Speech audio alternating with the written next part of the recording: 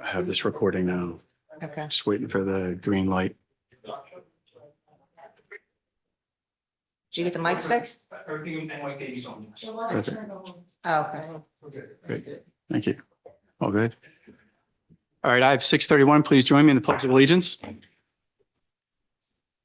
Pledge allegiance to the flag of the United States of America and to the republic for which it stands, one nation, under God, indivisible, with liberty and justice for all.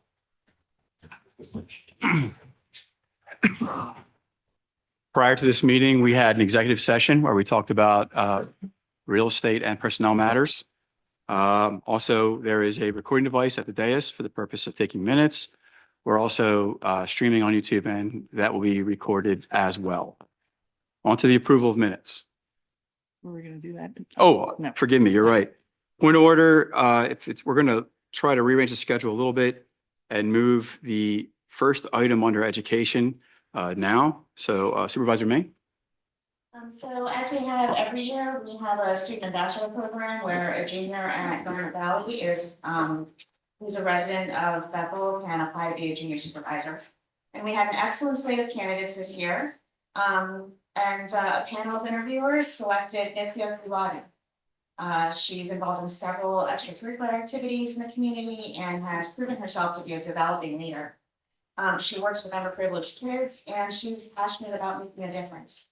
I'd like to make a motion to name, to appoint Nithya Kulati as a junior supervisor. I'll second that motion. Motion made by Supervisor Ming and seconded by Supervisor Kono. All those in favor? Aye. Aye. Motion carries.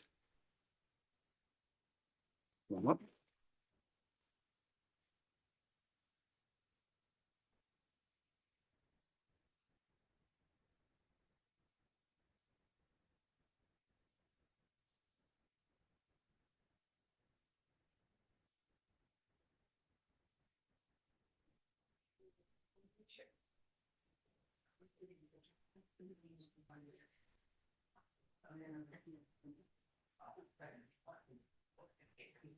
I, Nithya Delights, do solemnly swear that I will support, obey, and defend That I will support, obey, and defend the Constitution of the United States the Constitution of the United States and the Constitution of this Commonwealth.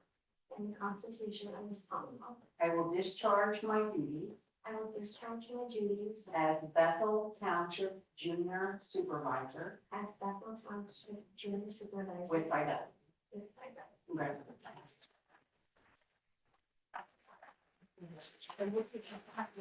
Yeah.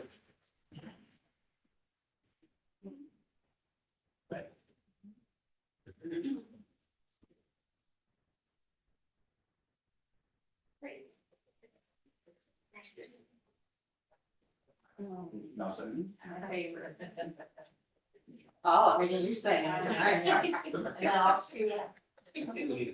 One, two, three. Thank you. You're good. All right. Special moment. Thank you. Thank you. Congratulations. Thank you.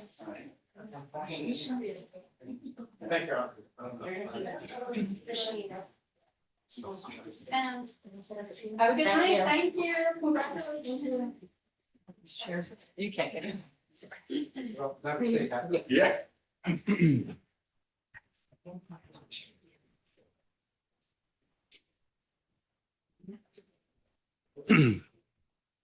Okay, now for the approval of minutes.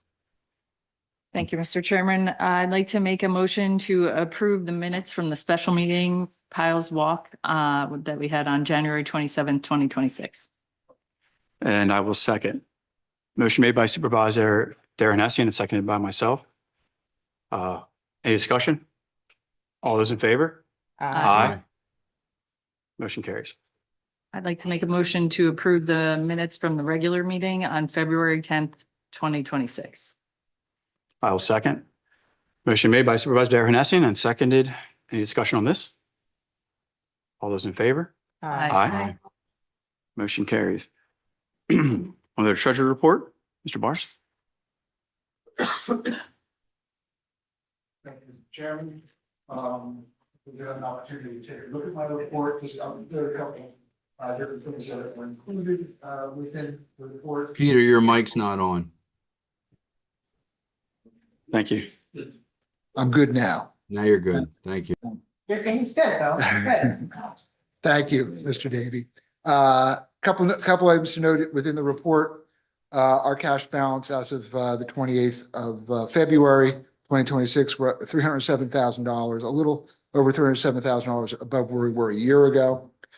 Currently, all township-wide accounts total $5,230,781.35. 1 year ago, February 28th, 2025, we're at $4,923,371.34. So that's a very, very positive sign. Our general fund, and these are only 2-month numbers, so we really are early in the process, and lots of things are going to happen throughout the year. And from a comparative standpoint, it's still very early. Our net income for the 2 months in our general fund was a little over $46,000. We had projected a $201,000 loss, so we're about $247,000 in the black. Once again, just 2 months. From a comparative standpoint, it's very early.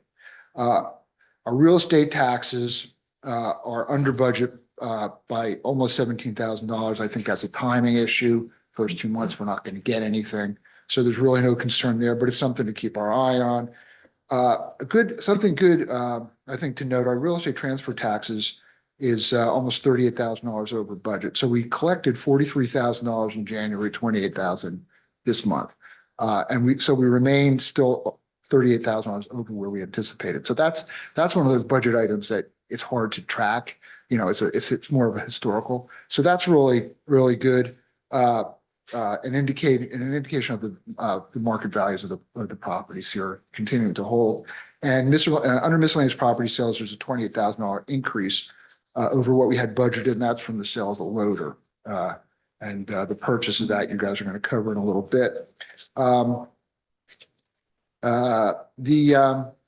Running into the trash fund, our solid waste collection disposal, on the revenue side, we're almost $137,000 under budget, and that's a timing issue as well with the collection of the taxes. EMS fund, we're $17,000 on revenue there, and that's also a collection, timing collection. So we'll keep our eye on that, but I think everything's going very well for the 2 months. Thank you. Any questions for Mr. Bars on the board? Okay, with that, I make a motion to accept the treasurer report, pay all bills, and release relevant escrows. Second. Motion made and seconded by Supervisor Derhinessian. All those in favor? Aye. Motion carries. On to taxes. During the month of February, there were 504 invoices collected for the 2026 taxes. The total tax collected for February was $372,133.18 and was remitted to the township in 2 installments, February 21st, 2026 and March 6th, 2026. So as of February 28th, 2026, 504 tax bills were collected out of 3,575 for a 14.1% collection rate as compared to 13.5% in the prior year. Mr. Plash is not here tonight, but he did ask me to read his in-person collection hours. So he's going to be holding in-person collection hours here on Monday, March 23rd, between 5:15 p.m. and 5:45. Tuesday, March 24th, between 5:15 and 5:45. And Thursday, March 25th, between 5:15 and 5:45, all at the Bethel Township Building. He had also mentioned to me that he will be making in-person visits in Belmont and Foxfield at the end of the month. And that concludes the tax report. Is that a question about that? Is that on the website, the information of the tax? Yes. Hours? I believe the in-person hours are, Yes. I think his individual visits are not yet scheduled. No, that's good. That's my understanding. Okay. On to public safety. Good evening, Chief McCarthy. Good evening, everyone. This is Jim, Supervisor. For the month of February, there were 666 total calls, broken down to 199 911 calls and 467 officer-generated calls.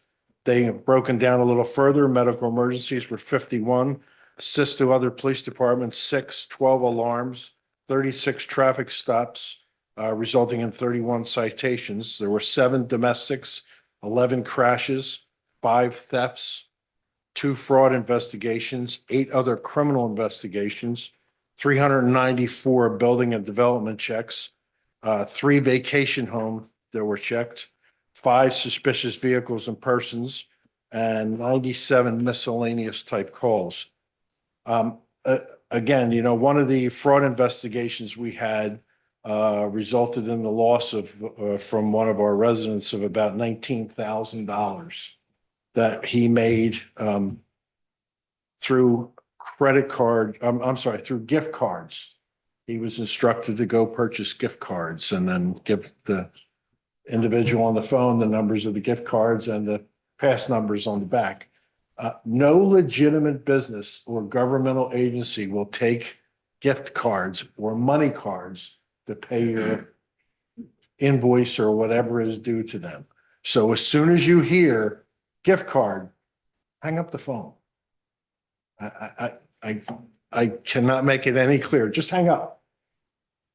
If they tell you that they are from Pico, go get your bill, and Pico has a phone number on your bill. Call that number and say, hey, this is John McCarthy. Did someone just call me? They said there's an issue with my bill. Let them look up your bill and see if there's an issue.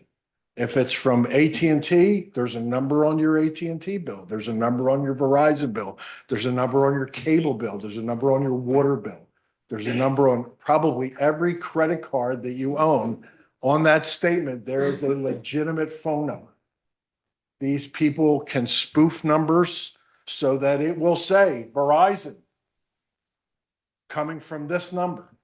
That doesn't mean it's Verizon. And as I said, please, whenever they tell you, go gift cards and give us the number, just hang up. It's a fraud. They are trying to steal your money.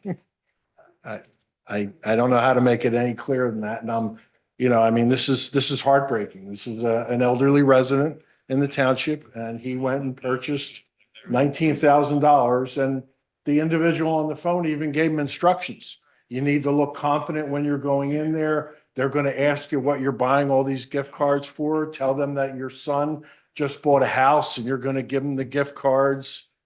You know, I mean, legitimately walked him right through this entire process to have $19,000 of his money stolen. So, as always, you know, be situationally aware. If you see something, say something, call 911. If you need a police officer in Bethel Township or anywhere in Delaware County, even if it is just to speak to an officer. We don't have officers in the station. We do not have a 24-hour receptionist. So 911 is the way to get in touch with a police officer. So. Thank you. Thank you. With that, I'd like to make a motion to appoint Alexis Nagel as a Bethel Township Police Officer at a rate of $29 per hour, subject to a 1-year probation period. I'll second that motion. Motion made by Supervisor Derrenessian and seconded by Supervisor Kono. Discussion on this? All those in favor? Aye. Opposed? Motion carries. On to Bethel Hose Company number 1. Good evening, residents. Good evening, board. For Bethel Township Hose Company number 1 for February 2026, we had 41 calls for the month. We have 79 to date. We had 3 fire alarms, 7 gas leaks, 1 wires call, 1 motor vehicle accident, 3 medical assist, and 1 carbon monoxide alarm. We actually managed pretty well during the snow events. Township stayed off the road, so we didn't have any accidents or anything like that. And Mother Nature helped us. We only had a few trees and wires, but they didn't really affect anything. So it kept us quiet for the snow events. We had 6 mutual aid calls with Upper Chichester, 5 with Concordville, 1 with Aston Township, 1 with Claymont, and 6 with Taylorville. We conducted 2 training events during the month. And now that the weather's breaking, we'll be out doing at least 2 times a week doing training. So as everybody can see, Mother Nature's cooperating until this weekend, and it'll be back to what it was. But on that, we appreciate everything that the residents have done for the fire company over the past year. And we have a carnival coming up in April. Correct. So check the website out for that and get the kids and everybody together and come visit us. So, thank you. And the plant Oh, yeah, I sale, was gonna say the three. The behind plant you, sale. Oh, yes, we have, Easter plant sale. It's right Easter behind you, plant April sale. 2nd and April 3rd, from 10 to 7. yeah, And April 4th from 9 to totally forgot about that. 9 to 5, maybe? I can't see that far. 9 a.m. to 5 p.m. And if we run out early, we run out early. We buy a certain amount, so we don't have extras left. So get there early, get the best stuff. They have a lot of nice selection, so definitely encourage everybody to visit. Thank you, Deputy Chief Brett Small.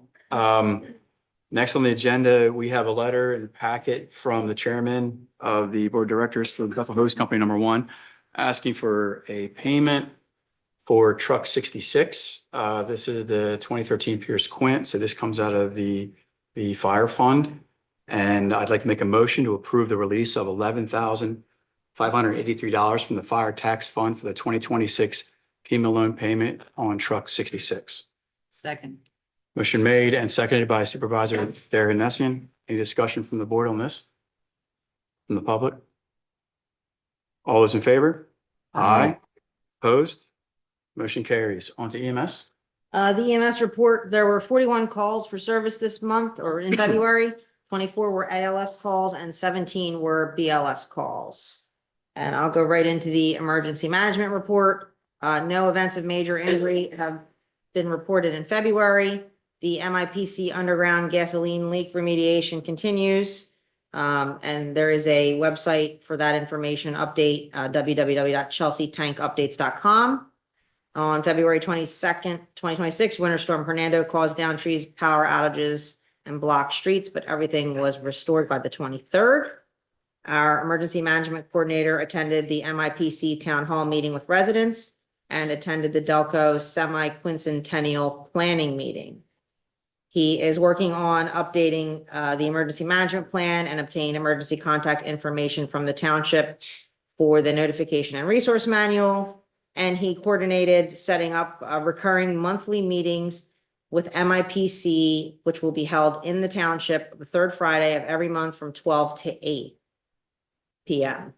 And just a brief update on the MIPC, the drinking water wells near the west of the facility are being tested under state oversight to confirm that the water remains safe after the leak was discovered. They installed 35 monitoring wells and are ongoing with the cleanup effort that includes gasoline recovery, water treatment, air monitoring, and continued private well testing. The broader state approved investigation and cleanup plan also includes more soil and groundwater testing, additional monitoring wells, mapping underground conditions, and weekly progress reporting, all aimed at defining the full extent of the contamination, protecting the nearby residents, drinking water, and completing the cleanup line with the Pennsylvania environmental requirements. And that is from our emergency management coordinator. I will move on to the highway department report. Crews completed repairs on trucks that had issues during the snow event, washed and neutralized all the equipment from the first snow event of the month, serviced several police cars and had them inspected, replaced the cutting edges on all the plows after the storm event, replaced plow lights on truck 3 that were damaged during plowing. They had over 260 hours of plowing and salting during the 2 snow events, cleaned and neutralized the equipment after the second event, checked all equipment for readiness, and cut and removed several trees off the roadways that fell during the storms. For the buildings and grounds reports, crews completed painting in the police station, started painting in the administrative offices, worked with the alarm company to repair the fire alarm in the Myers building, repaired lighting in the sewer authority office, and repaired the heater in the highway garage. And that concludes the facilities and maintenance reports. Thank you. On to the board reports. Thank you, Mr. Chairman. For the Parks and Rec Board, they met on February 11th. Some of the business included talking about the America's 250th celebration. We are working with Concord to confirm the date, which I think is October 10th. And exactly what that's going to be like, we're still working through that. The Jack King Park Boardwalk replacement, we were waiting for a wetland encroachment permit, but that process seems to be moving forward right now, but we're still going to have to wait for a further review. We also discussed the egg hunt, which is coming up on April 4th at 1 p.m. We talked about the specifics of that and what needs to be done in order for that event to be successful. And that concludes my Parks and Rec report. Thank you.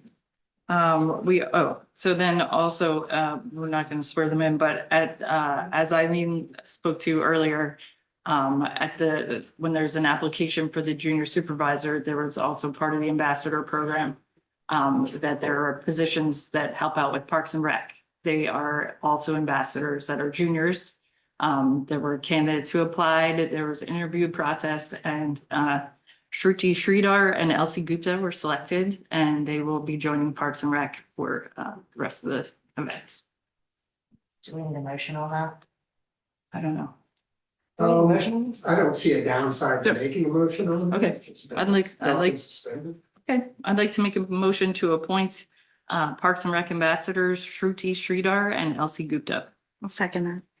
Motion made by Supervisor Darrenesian and seconded by Supervisor Ming. Any discussion from the board on this? From the public? All those in favor? Aye. Opposed? Motion carries. Does that conclude Parks and Recreation? Yes, that concludes Parks and Recreation. Sorry. Supervisor Davies, anything here? Board had nothing on the February agenda at this time. There are no applications pending before the board, so there's no report for February. Gary, I guess that's it.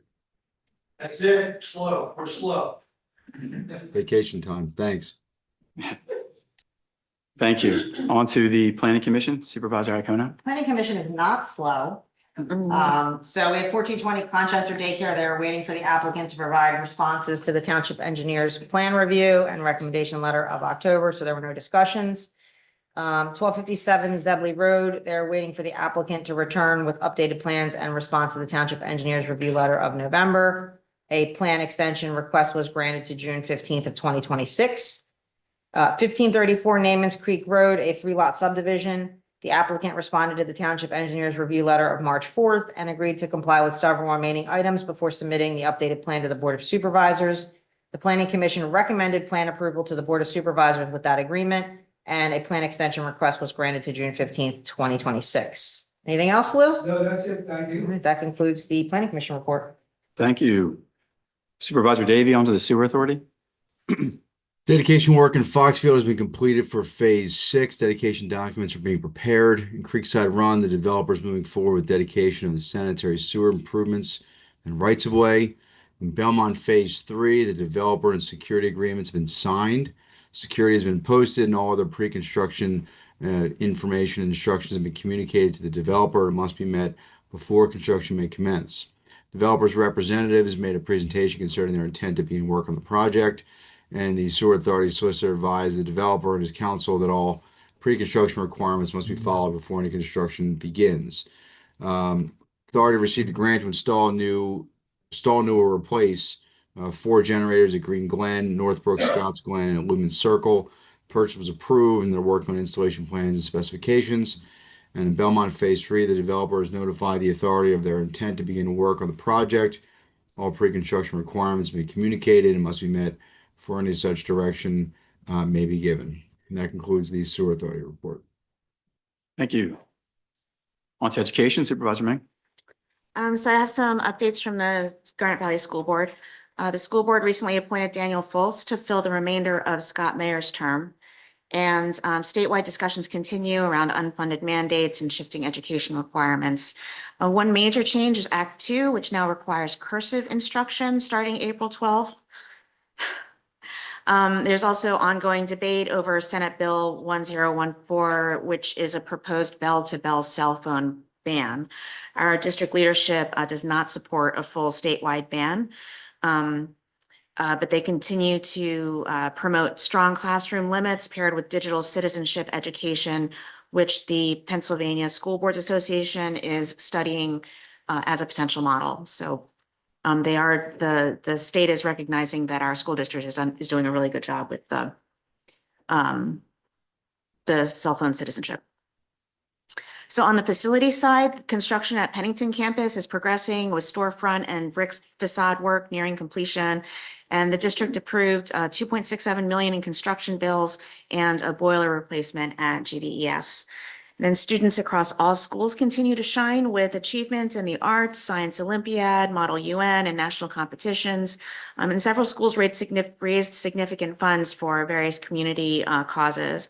And finally, the district is encouraging greater awareness of the Delaware County Community College offerings because there's not much usage of that opportunity, which is open to everybody in Bethel. So onto the library reports. I have several highlights there. Their first post-COVID book sale was a great success. And they're now accepting donations again as residents start spring cleaning. The building had a rough winter. There were a lot of needed repairs to the roof, heating sensors and carpeting. There was a lot of water damage from the snow like piling up on the side and leaking into the building as it melted. And the library is again asking the community to consider making a monetary donation to help maintain the facility. Program participation continues to grow. So that's one of the main ways that the library is continuing to contribute to the community other than just providing books to lend. Popular adult programs like yoga, mahjong, knit and crochet, and book clubs remain strong. This month's creative offerings include the pastel art class and a St. Patrick's Day edible art program. February circulation totaled over 10,600 items, and Bethel patrons made up 24% of that. And the library processed 93 new card applications. The library also continues to offer important services like meeting room access, at-home delivery, interlibrary loan, and digital content. And there was also a Delaware County Legislative Breakfast and Award ceremony last week, which I'll report on next time. And that concludes my school board and library reports. Thank you. On to the manager's report, Dr. Addison. Thanks, Jim. Evening, everyone. Good evening. The month of February presented several weather-related challenges for our community, including intermittent snowfall, high winds, and freezing rain, as we all have experienced. These conditions resulted in power outages for many residents and required a coordinated response across several township departments. I'd like to begin by thanking our township solicitor and our emergency management coordinator for their guidance and leadership during the emergency snow declaration that we posted on social media and our website. I'd also like to recognize our emergency management coordinator, who I believe is in the back next to the chief, Ray, for his continued coordinating regarding the Chelsea Tank Farm, including organizing the office hours that Giovanna Iacona already shared with us at the municipal building, so representatives could meet directly with township residents to answer questions and provide information here. Office hours are now scheduled for the third Friday of each month from 12 p.m. to 8 p.m. in the Myers Building, and that information is posted on our township website. A special thank you goes to our highway department for their outstanding work clearing township facilities and the firehouse during the storms. Their efforts ensured that police, fire, and EMS personnel maintained safe access to facilities and were able to respond to emergency calls without interruption. Critically important. I'd also like to commend our administrative staff for the professionalism and flexibility. Although the municipality itself here, our township building was closed during the emergency declaration, our staff continued to work from home remotely with our new phone system through no notebooks. Technology is just incredible. So they're still able to receive phone calls from the office on their notebooks at home. All new AI-powered cloud-based system has proven to be very valuable resource, allowing residents to remain connected with our township service. Staff also did an excellent job keeping the township website and social media platforms updated with emergency alerts, road closures, and other critical information. In addition, Vice Chair Dara Hennessian and I have been working with EvoGov on further enhancements to the township website to improve efficiency, again, accessibility for our residents, and overall user ability for that handshaking relationship for our residents. We're also continue on our efforts to expand the functionality and accessibility of the township's 311 system, which will allow residents to move more easily through different sections of our website. I believe Vice Chair Dara Hennessian has an announcement for that as well. There is on the social media and then soon to be on the website, there is a survey available. So if you have used the website or even if you haven't used the website, you can check out that survey and let us know what you think about different functionalities. Welcome all the feedback. Thank you very much. Thank you. Please go ahead. Thank you, Dr. Ashton. So the survey is to give the township feedback on features they're using or features they'd like to see with the Yes. website. Okay. Perfect. How long is that running until? Do we know? I don't know. We can Did we decide. put an end date or No, not? we didn't put Okay. an end date. Okay. Thank you, Dr. Addison. On to old business. So I'm going to start by making a resolution and then give some context about this. But I'd like to make a motion to make resolution number 2026-23, adopting a public meeting decorum policy. And I'll second. So motion made by Supervisor Derhinessian and seconded by myself. And so just for a little background on this decorum policy mirrors the Garnet Valley School Board policy while still maintaining a town hall style, which is something that was important to us. And also we've heard that from residents that they really appreciate that style of meeting. We also put out a survey to our neighboring municipalities with a question about whether or not they also have time limits during their meetings as one of the features of this decorum policy. 16 municipalities responded, and of those 16, seven have time limits, and that includes Chester Heights, Haverford, Springfield, Upper Providence, Rutledge, Lansdowne, and Edgemont. The time limits vary from municipality, but 3 minutes is clearly the regional norm. Yeah, I think we lost Mr. Davey. Oh, no. Yeah, the lights flickered. I don't know what that There was was. a light issue. Continue, I'm sorry. Uh, I'll work with this. in a second. No, I'm good. Thank you. That's all I was going to say. Well, while we get Supervisor Davis